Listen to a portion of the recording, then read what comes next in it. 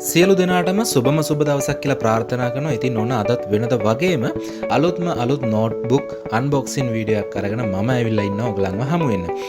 ඉතින් අද වීඩියෝ එකෙන් අපි බලාපොරොත්තු වෙන්නේ අන්බොක්සින් කරන්න ASUS VivoBook 15 series එකේ F512JA කියන මොඩල් එක. ඉතින් ඔයගලන්ට වීඩියෝ එක බලන්න කලින් මම චූටි ස්පෙસિෆිකේෂන් එකක් දෙන්නම් මේ නෝට්බුක් එක සම්බන්ධයෙන්. මම අද අන්බොක්සින් කරන වීඩියෝ එකේ තියෙන නෝට්බුක් එකේ ඔයගලන්ට බලා ගන්න හැකියාව තියෙනවා Core i3 10th generation processor එකක්. ඒ වගේම 4GB RAM එකක් තියෙනවා. ඊට අමතරව ඔයගලන්ට මේකේ බලා ගන්න හැකියාව තියෙනවා 128 SSD එකක්. ඉතින් ඔයගලන්ට normal hard disk drive එකක් මේකේ බලා ගැනීමේ හැකියාව නැහැ.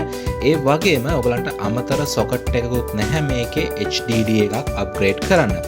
ඔයගලන්ට මේ 128 එක මදි නම් ඔයගලන්ට සිද්ධ වෙනවා මේ තියෙන 128 එක ඉවත් කරලා ඊට වඩා high capacity එකක් තියෙන SSD එකකටම යන්න. ඉතින් ඒක චූටි අවාසියක් වෙනවා මේ නෝට්බුක් එකේ.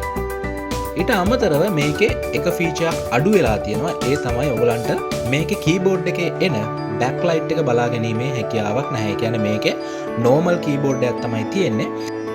ඉතින් මේ විදිහට ෆීචර් එකක් අඩු වෙද්දි ඒගොල්ලෝ තවත් ෆීචර් එකක් මේකට ඇඩ් කරලා තිනවා. ඒ තමයි ASUS 15.6 normal LCD display එක වෙනුවට ඒගොල්ලෝ touch screen එකක් මේකට එවලා තියෙනවා.